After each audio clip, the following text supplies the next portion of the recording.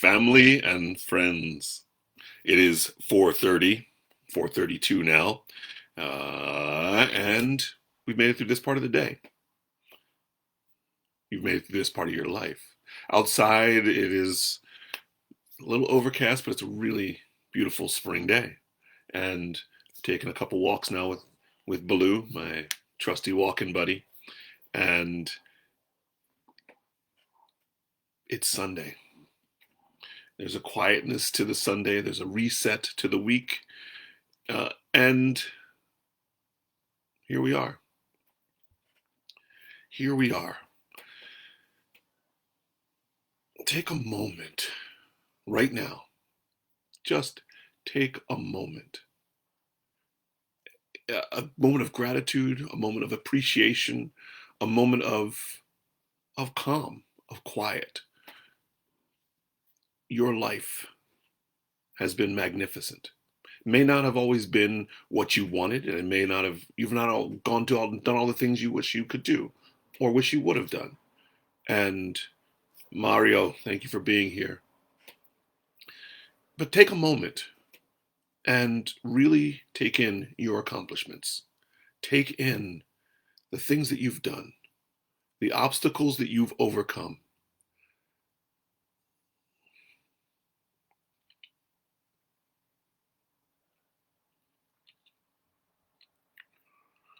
I pause as I take in my life.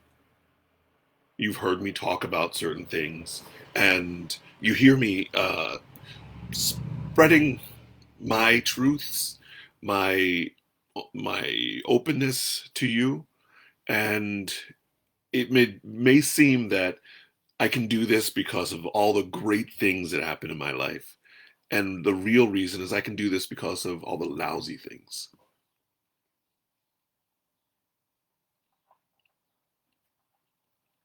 And each moment, each time I take and I reflect, I'm proud. I'm proud of the tenacity of that 17-year-old who wanted to do what everyone else wasn't doing.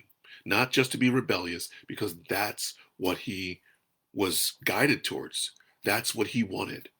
I'm proud of the 12-year-old who wanted the complete mime omnibus so that I could sit in my room and practice my miming skills because I couldn't, there was no other mime teacher around. I'm proud of the kid who wanted to take tap dance lessons and was the only boy in the K. Marie School of Dance and had to deal with this, being laughed at. Uh,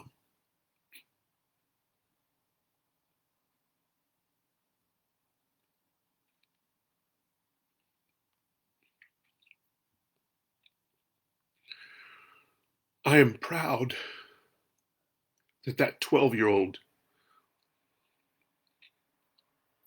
did not succumb to everyone else's fears. If he had, I wouldn't be here. I wouldn't exist. I would have decided to become part of the mold. I would have been okay continuing as a teenager working at the window factory and not wanting to go off to New York to study theater, which at that point no one I knew ever did. You went to college, but you didn't go to learn theater. You didn't strive for Broadway.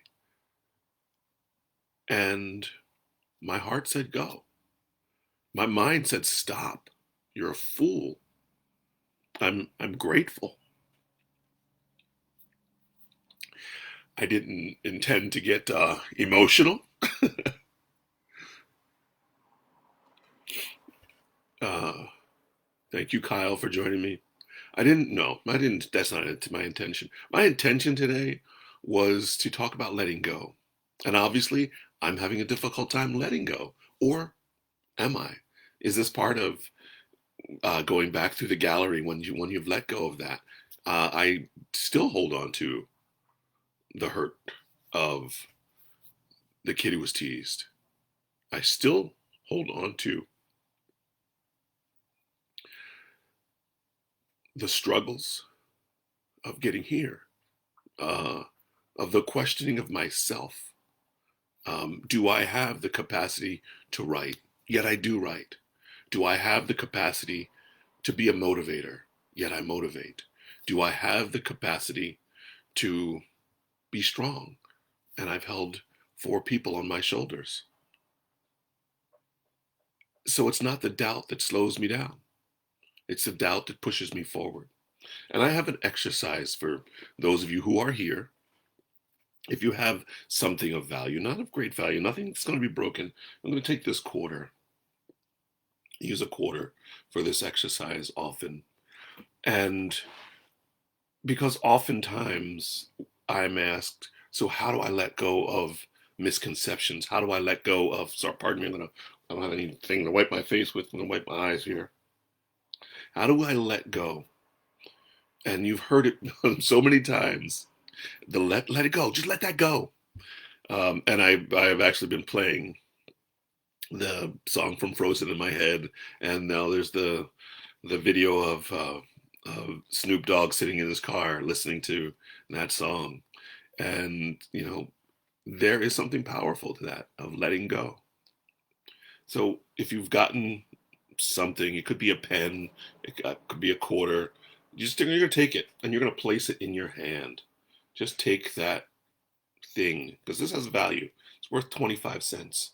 And I'm gonna place it in my hand. I'm gonna close my hand around it, and I'm gonna hold on to that because this is the holding on. These are the memories.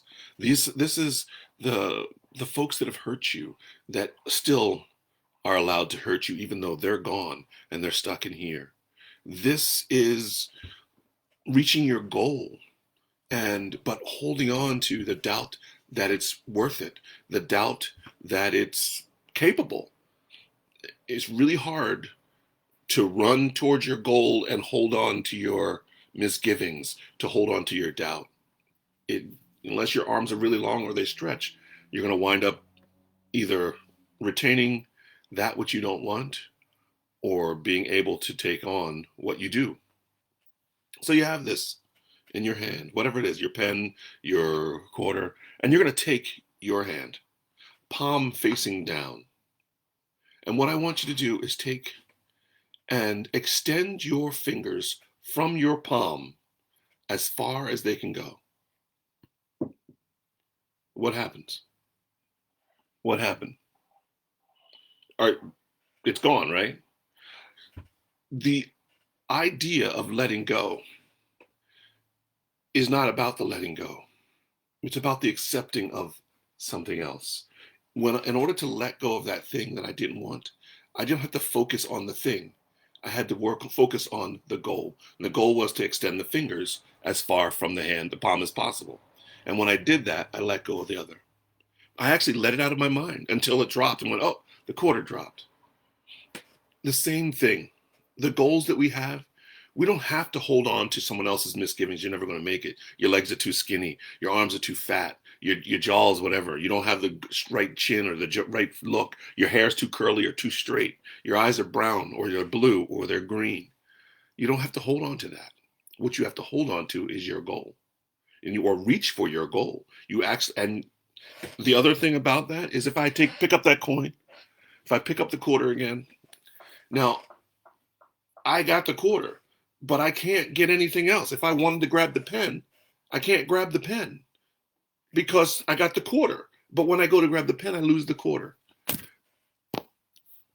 There are certain things we have to let go. We have to let go. And the misgivings are the greatest part of that. Now, also, one of those other things, is when you start to put yourself out there, if you put yourself out there, as I'm doing now, I've got folks here who are meeting me on Instagram and on Facebook and on YouTube, and they're commenting. Now that I've put myself out there, the negative starts to come in. Because folks who, not everyone is ready to live in a positive place. And negative needs to thrive, and it thrives by devouring. So I've started to get the negative posts, and it hit me. And then I went, you know what? I'm going to keep doing it because that person who's throwing out the negative needs this more, needs new tools. And here we are. I've got some resources that I can offer. And what I want you to actually, I don't need you to do anything, but I'm going to offer to you what you can do is in that space of the letting go, actually breathe. Breathe. You'll hear breathe a lot. Create an airspace in that when you let it go, because you'll notice when I let this go, the first thing that happened was I caught my breath. Drop the quarter. I caught my breath. I didn't freely breathe, and I need to breathe into that. And now I have space for the unknown. I now have space to hold on to a dream. I now have space to reach for a goal. I now have breath. I have space. For each breath that you take in and each breath you let out, when you take in, you are creating space within. And each breath that you let out is positively charged with your energy. So when you breathe out, you breathe into the world. When you breathe out the energy of your hopes, dreams, desires, you breathe that into the world. When you breathe in, you charge it up. When you breathe out, you let it go. And sorry about that. Also know that sometimes we breathe in, depending on our surroundings. If we're in a room full of people who are doubters and haters and having a difficult time, then we're also breathing in their toxic air. So we have to fill that with so much more love. We have to fill ourselves with the love to be able to handle that or remove ourselves from that environment. Sometimes that environment is being around our loved ones, the ones we love, can also toxify the air, can toxify the space. And we need to remain in a loving, open space. I will talk more about that remaining in a loving, open space and also having boundaries. Because boundaries do not always mean walls and fences and doors and windows. There are other boundaries and there are other ways to work with that. We have a boundary around our earth. It's called an atmosphere. And it's permeable.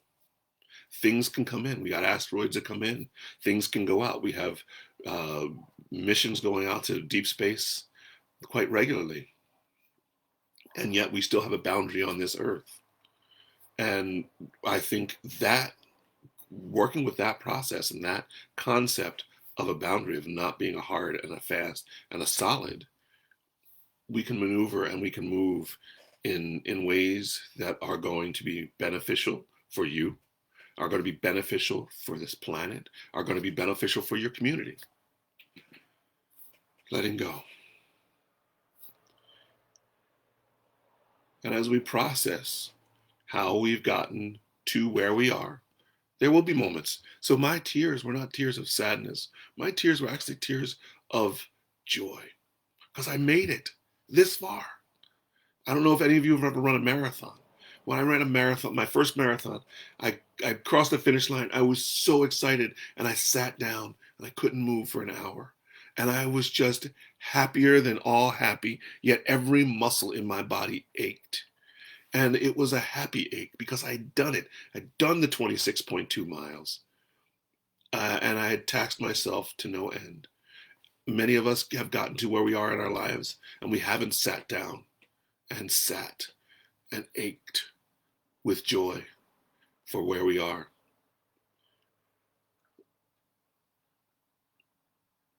Yeah. It's time to sit for some of us.